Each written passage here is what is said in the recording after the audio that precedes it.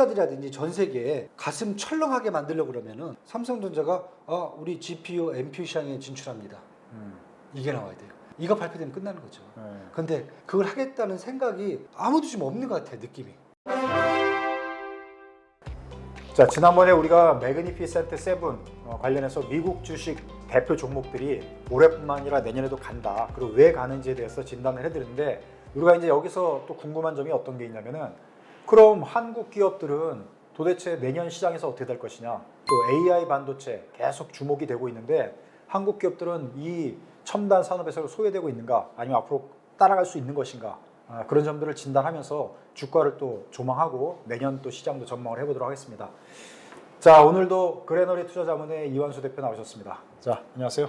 안녕하십니까. 네. 이 눈도 오는데 네. 또 불러주셨습니다. 네. 네. 언동설한일수록 우리가 투자 전략을 잘 진단을 해서 네. 미래를 준비를 해야 됩니다. 네. 눈을 맞으면서 여기까지 왔습니다. 또.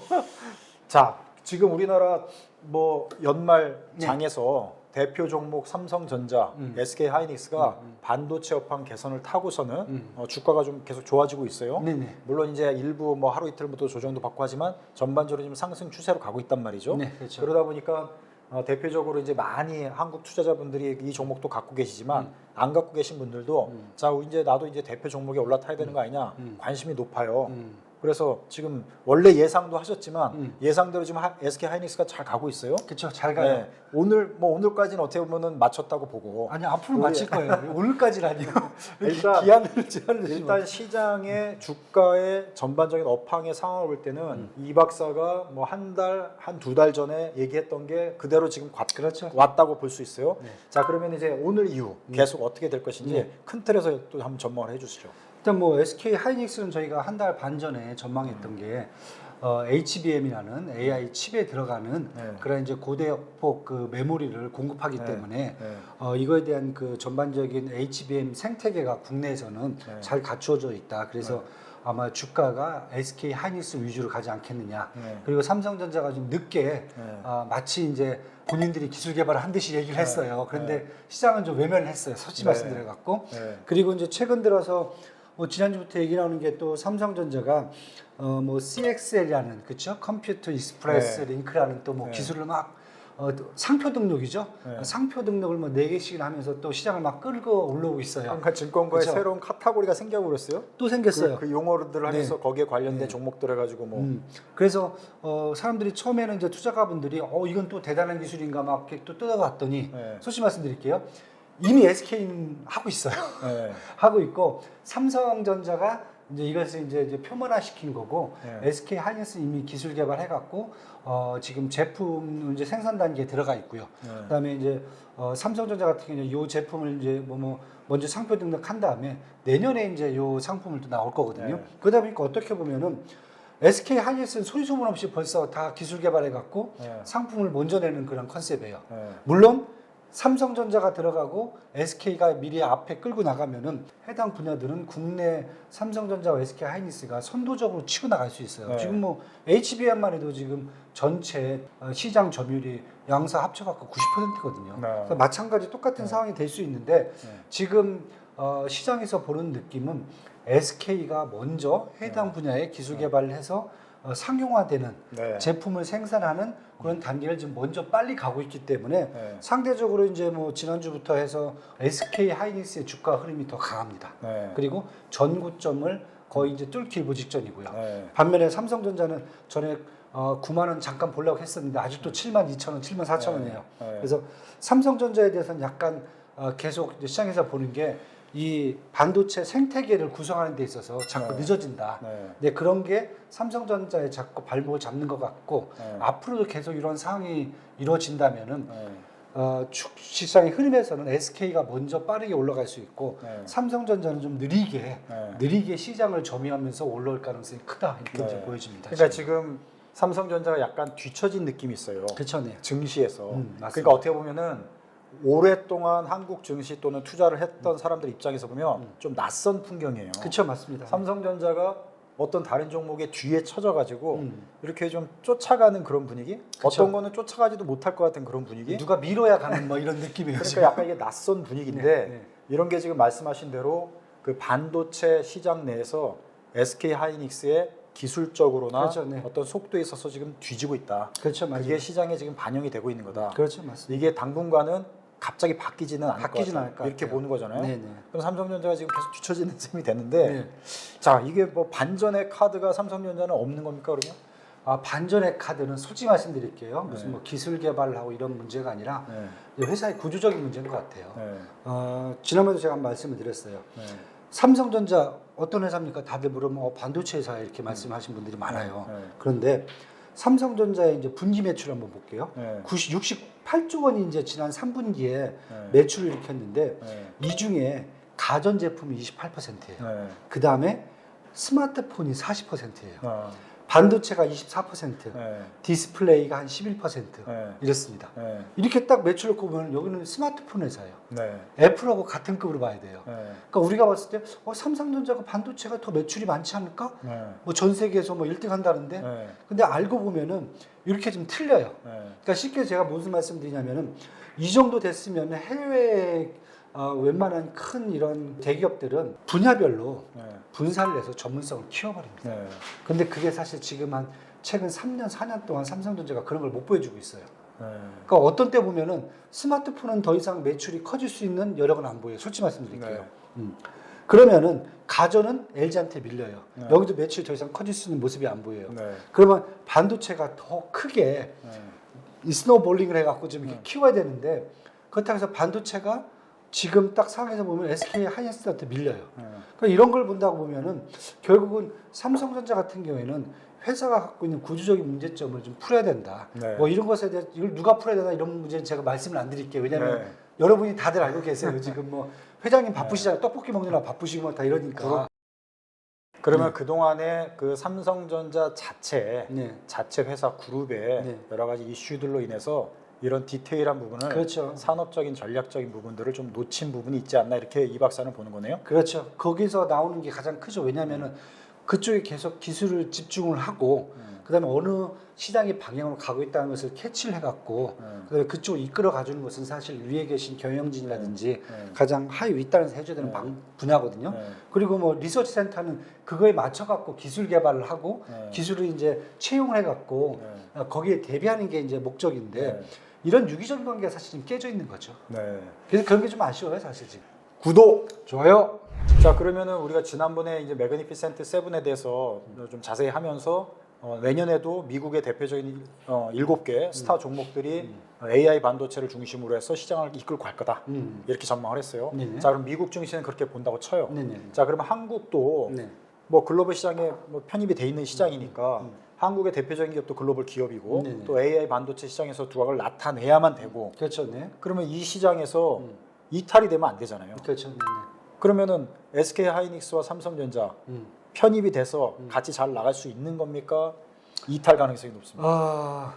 당분간은 편입이 되죠. 네. 편입이 되는 건 당연한 거고요. 네. 편입이 되는데 이걸 말씀드릴게요. AI 산업 자체는 이 산업 자체는 사실은 이제 소프트웨어예요. 네. 여기는 이제 반도체를 기반으로 AI 네. 산업이 발전한 거기 때문에 네. 지금 시장에서 가장 많이 보는 것은 그러면은 우리가 입장에서 봤을 때는 네. 그럼 AI에 관련되어 있는 칩을 반도체 네. 칩을 우리가 주도적으로 줄 수 있느냐? 네. 이걸 우리가 공급해주면은 네. 우리가 결국 AI 산업을 네. 붙잡고 갈 수 있는 끈이 된다라고 생각을 하는 거고 네. 미국 안에서 입장에서 보면은 네. 얘들은 칩이 중요한 게 아니라 AI 산업 자체를 어떻게 구축하는지가 중요한 거예요. 네. 뭐 클라우드 서비스라든지 막 이런 부분이거든요. 그래서 사실 미국하고 한국하고 보는 시각이 틀려요.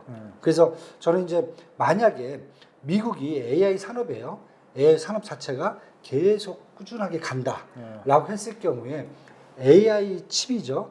AI 칩 분야에서 제품은 미국이 주도를 해요. 그 뭐 우리가 어떻게 뭐라 할 수 없어요. 네. 그런데 그 AI 반도체 제품이죠. 제품군에다가 AI 반도체를 공급해준 생태계에서 한국 기업들은 계속 갈 수밖에 없다. 네. 단 이겁니다.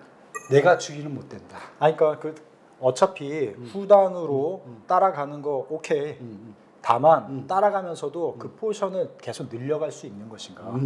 그 다음에 뒤처지지 않고 그 후단이 예를 그렇죠. 들면 대만이나 중국 기업들이 치고 들어오고 유럽 기업들이 치고 들어오는 게 아니라 삼성전자나 SK 하이닉스가 매그니피센트 세븐이라는 어떤 뭐 종목을 뭐 군으로 얘기했을 때 빅테크들이 쭉 가는 길에 우리나라 양대 반도체 두 기업이 뒤처지지 않고 계속 잘 따라가면서 시장을 넓혀갈 수 있느냐, 이게 포인트겠죠. 그건 뭐 열심히 해봐야죠. 그걸 어떻게 합니까? 왜냐하면 우리가 생각했을 때 뭐 우리 입장에서 봤을 때는 삼성전자, SK 하이닉스가 다 한다고 생각하는데 하나만 말씀을 좀 드릴게요. 이걸 좀 미리 좀 말씀을 드릴게요. 이제 미국 같은 경우 있잖아요. 미국 같은 경우에 우리가 생각할 때 미국이 반도체가 우리한테 막 뒤졌다고 생각을 해요. 그런데 전 세계 반도체 전체 산업을 놓고 볼 때 기업들의 매출액의 총액의 50%는 다 미국 애들이 하고 있어요.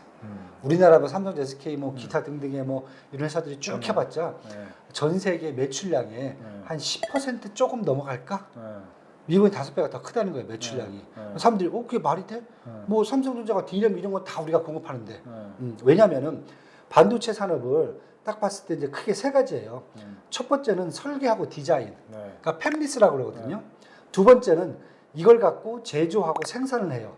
뭐 상품을 본다면 이제 가장 하위에 있는 이제 기본적인 상품들이죠. 뭐 낸드 플래시라든지 D램이라든지 파운더리라든지 이런 상품들이 있고, 세 번째는 이것을 만들기 위해서 장비라든지 소재 쪽을 이제 우리가 본단 말이에요. 세 가지 파트를 보는데 한국은 두 번째는 잘해요.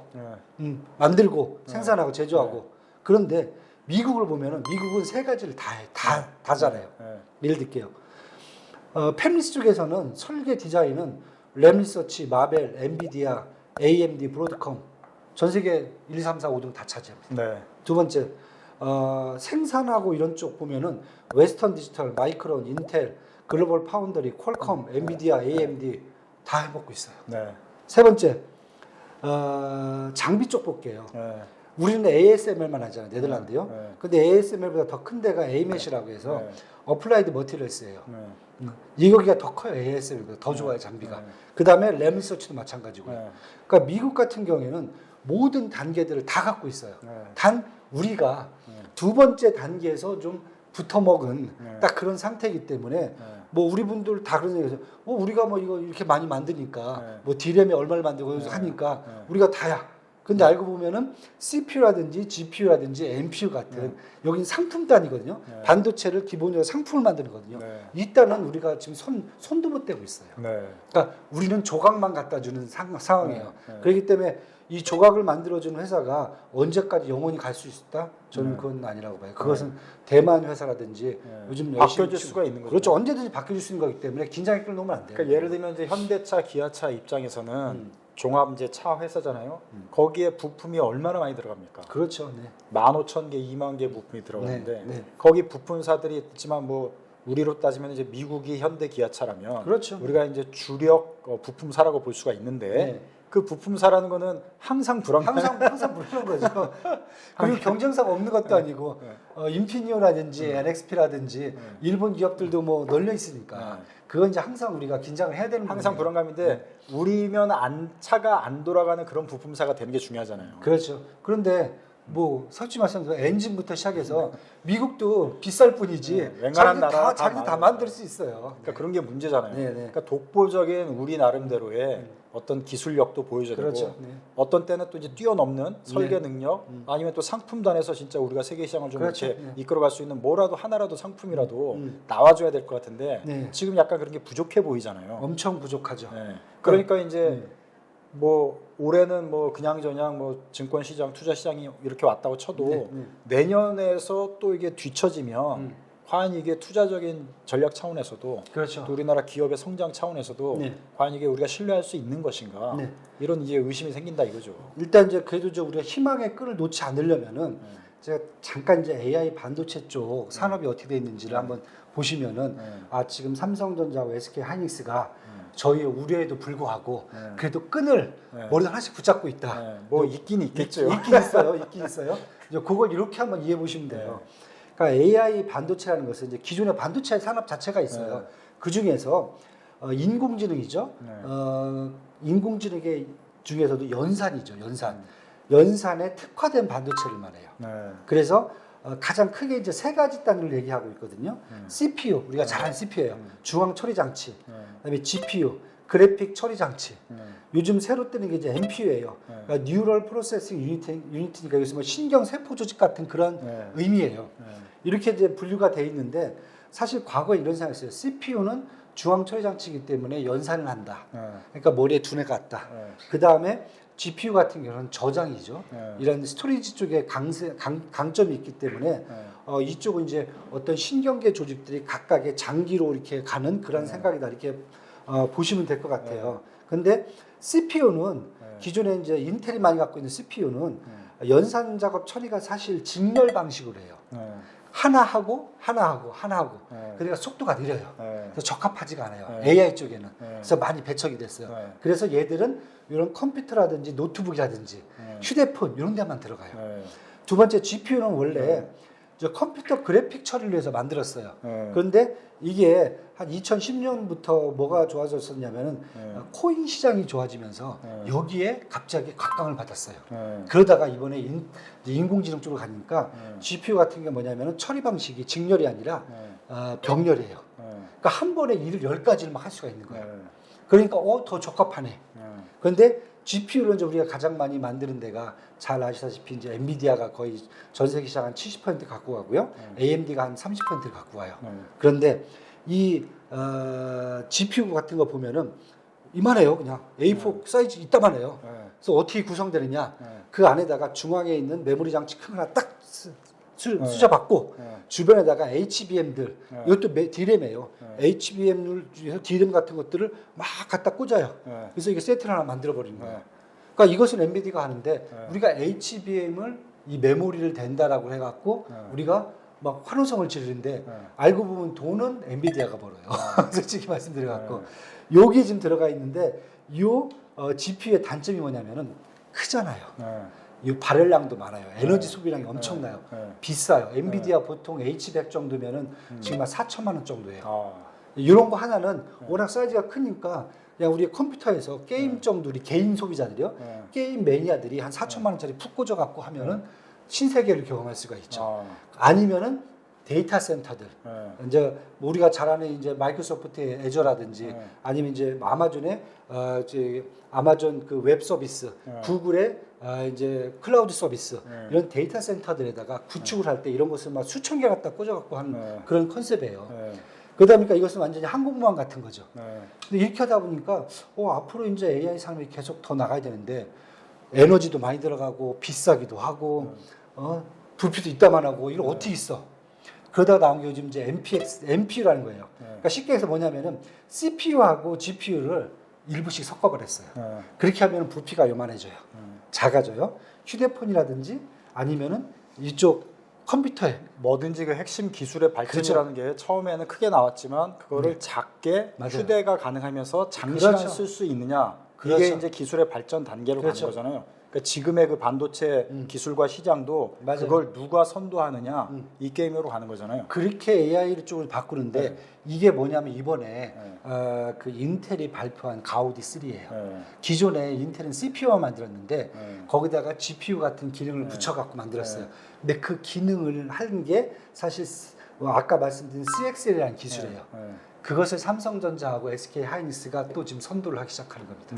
그러니까 거기에 맞는 CMM이라는 또 반도체는 내년부터 나와요. 그러니까 쉽게 얘기해서 앞으로 시장이 그 GPU가 선도 시장은 삼성전자나 SK 하이닉스도 같이 참여해서 지금 이끌어 가는데 이끌어 그룹에 가죠. 속해 있는 거잖아요. 그렇죠. 자, 인텔이 근데 조금 더 앞서 있다고 봐야 되나요? 아니요, 인텔은 그 기술을 갖다가 NPU를 만드는 거죠. 그러니까 상품을 만드는 거예요. 상품 만드는 거. 그렇죠. 그러니까 그 원초적인 기술은 그렇죠. 삼성전자, SK 하이닉스 앞서고 있다고 봐야 되겠네요. 자 거기서 핵심 기술을 줄 수 있는 그런 단계에 와 있다.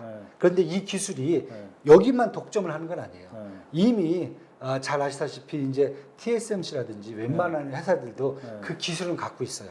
그런데 그걸 상용화시킬 수 있는 그런 능력은 삼성전자와 SK 하이닉스가 엄청나다는 거죠. 그래서 그 기술 나오면 또 이제 앞으로 이제 AI 칩이죠, 반도체죠. 그럼 AI 칩이 이제 GPU 쪽으로 가느냐, CPU로 가느냐 이런 거에 따라서 서로 보완적 관계가 자, 그럼 있어요. 여기서 이제 평가를 할 게 하나 있어요. 평가를 최근에 이제 삼성전자하고 네이버가 작년부터 협업 체제를 만들면서 네네. 우리나라 이제 대표적인 기업 아니겠습니까? 네네. 삼성전자는 이제 가전 뭐 반도체 쪽, 네이버는 우리 포털 또 인터넷의 선두주자로 지금 국내 대표적인 기업인데 둘이 힘을 합쳐가지고 AI 반도체를 이제 선도하겠다 네네. 이렇게 선언을 해가지고 새로운 그 상품이라고 얘기할 수 있나요? 기술을 이제 공개를 했는데 네. 그거에 대해서는 어떻게 평가를 하십니까? 제가 봤을 때는 좀 이게 맞나라는 생각이 들어요. 그러니까 요 컨셉이 아니다. 협업을 하려면은 요 컨셉은 아니다. 이번 반도체하고는 제가 봤을 때는 협업을 하는 그런 건 아니고요. 제가 간단히 설명을 드릴게요. 이번에 나오는 반도체는 AI 반도체 둘이 협력해서 만들었다는 AI 반도체는 이제 우리가 일반적으로 이제 DRAM을 만들 때 DDR 방식이에요. 뭐 더블 데이터 레이트하는 DDR 방식이 이제 쭉 있는데 지금 DDR5가 이제 가장 선진화된 DRAM을 만드는 방식이에요. 근데 이번에 나오는 반도체는 LPDDR이에요.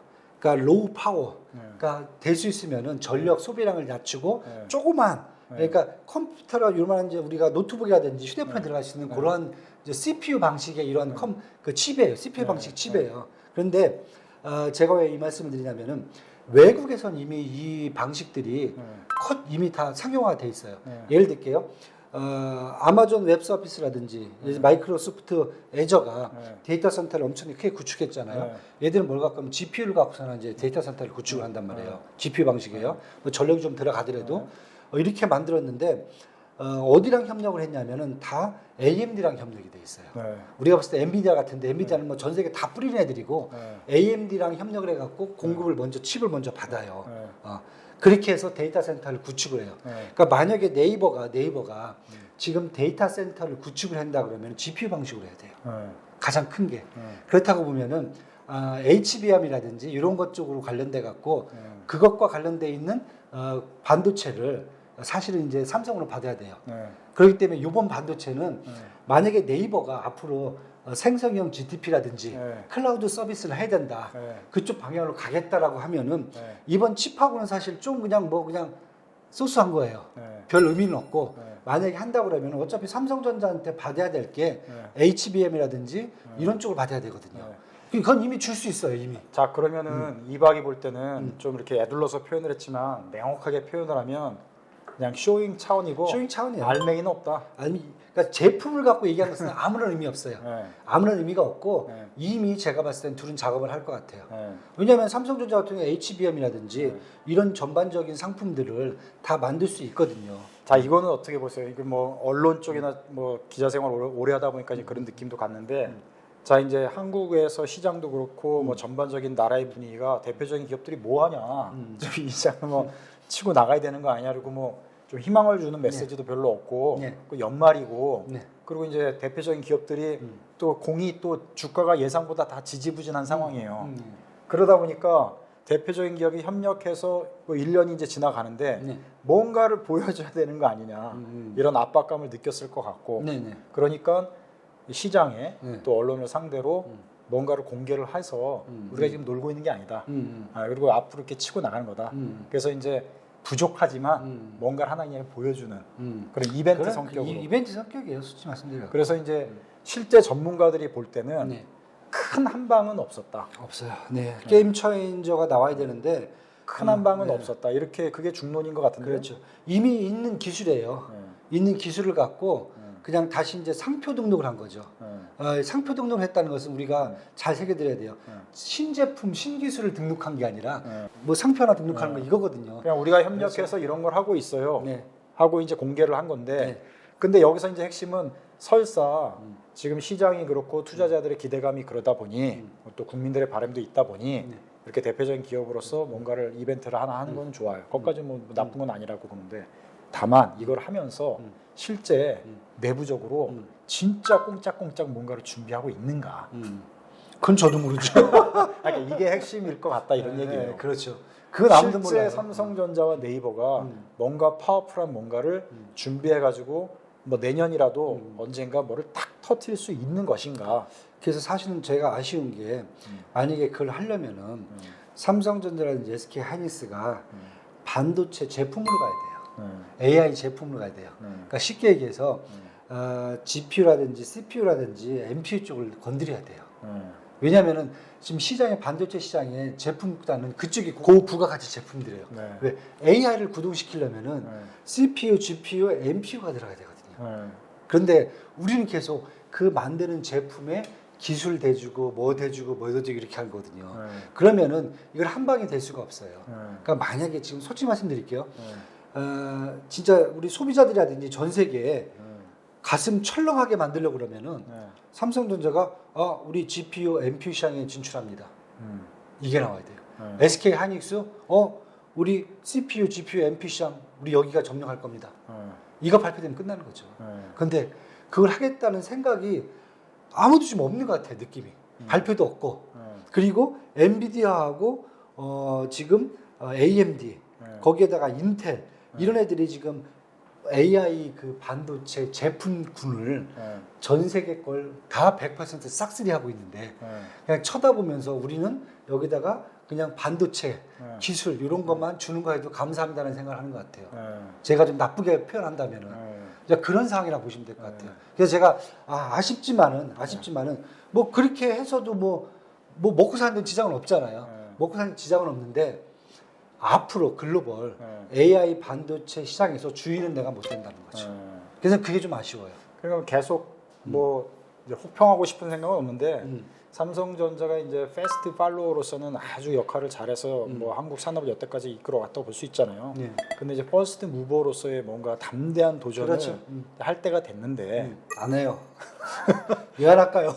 저도 좀 그래요. 그래서 이제 그런 것들이 뭐 네이버하고 협력을 한다고 하니 대표적인 우리 업종의 두 대표 주자가 뭔가 좀 담대한 도전에 네. 좀 이게 나서줬으면 어떨까 음. 그런 기대감을 좀 계속 푸시해야 되지 않을까요? 사실 그렇게 하려면 제가 아까 말씀드렸잖아요. 엔비디아 같은 GPU라든지 아니면 NPU, CPU 상품들을 만들어야 돼요.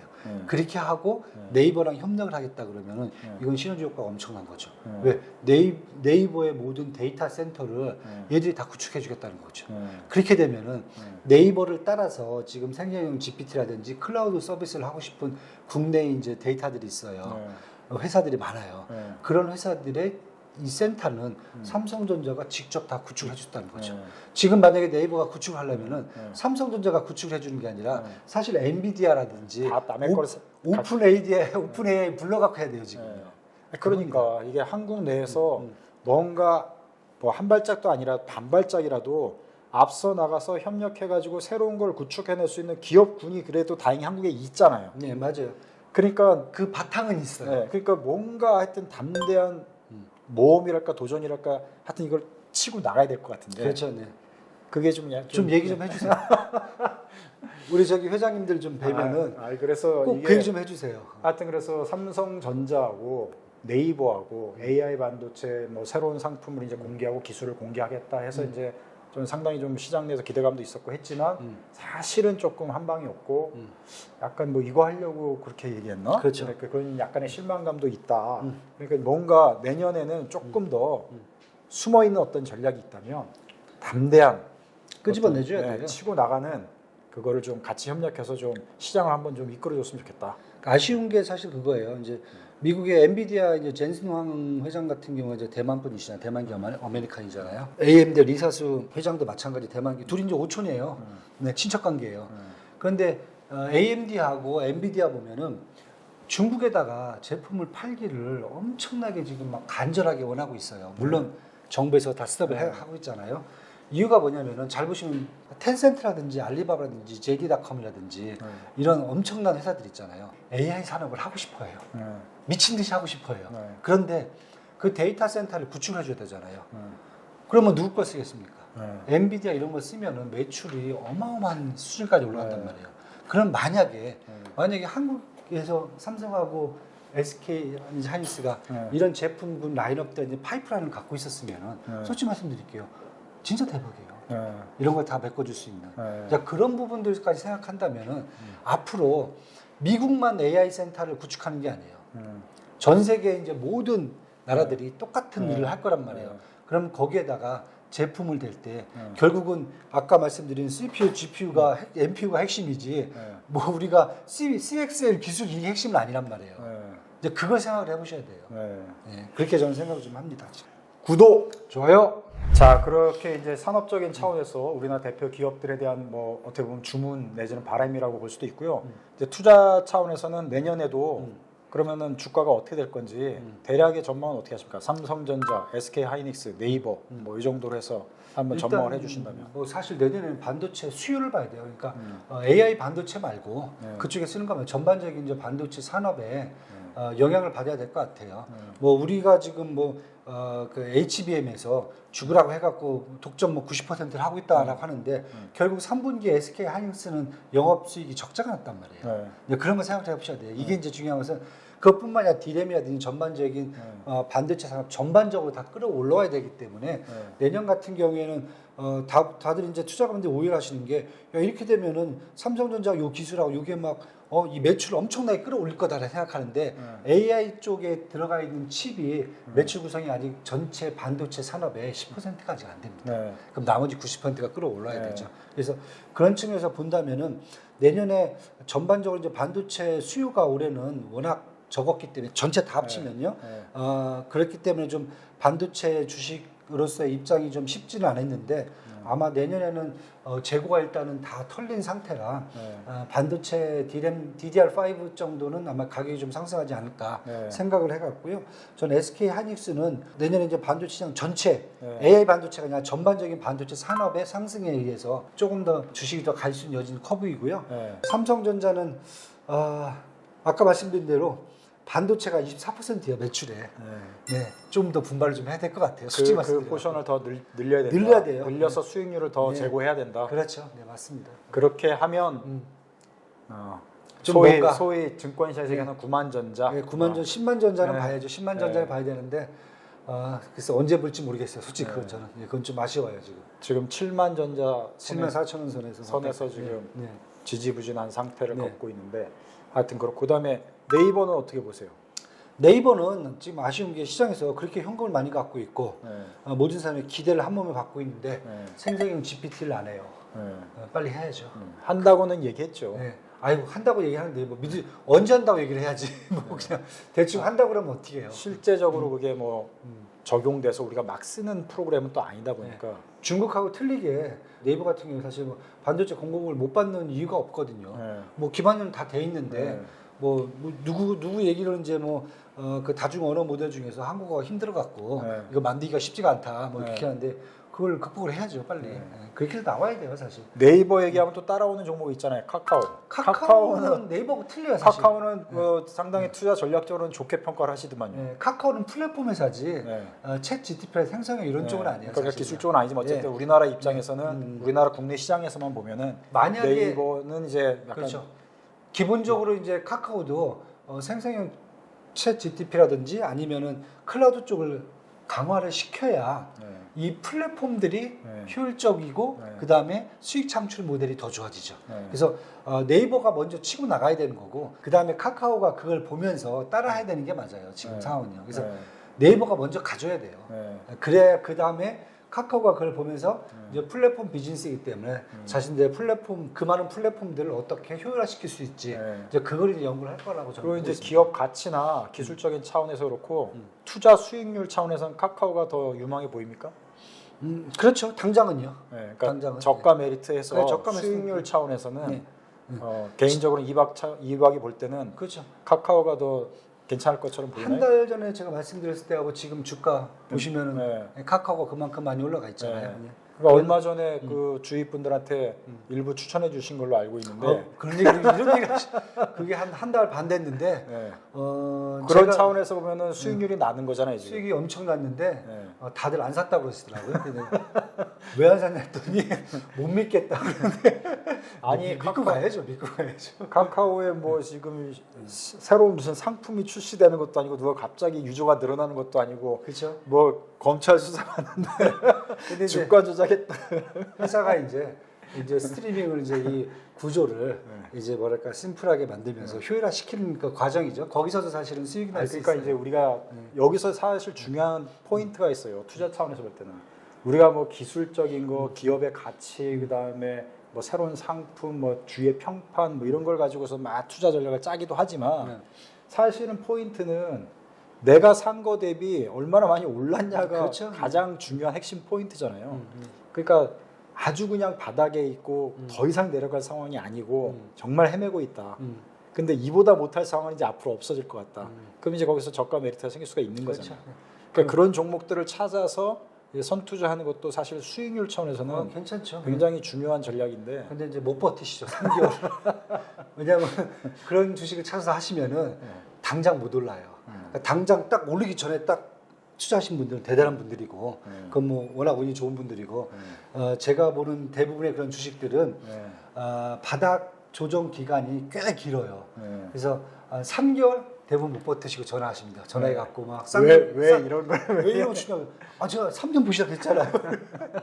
3년을 어떻게 달려? 내가 죽을 것 같은데 막 이게 이제 다 똑같은 마음이에요. 주식이라는 게. 그러니까 이제 쉽지 않을 수 있죠. 근데 어쨌든 그 전략적인 차원에서는 사실 이렇게도 보고 저렇게도 보니까 근본적인 뭐 산업, 기업, 뭐 상품에 그렇죠. 대한 분석도 하지만 어떻게 보면 이제 그런 동물적 감각일 수도 있고 그렇죠. 기본적인 어떤 수익의 그 율 그걸 중심으로 또 볼 필요도 있다. 그렇죠.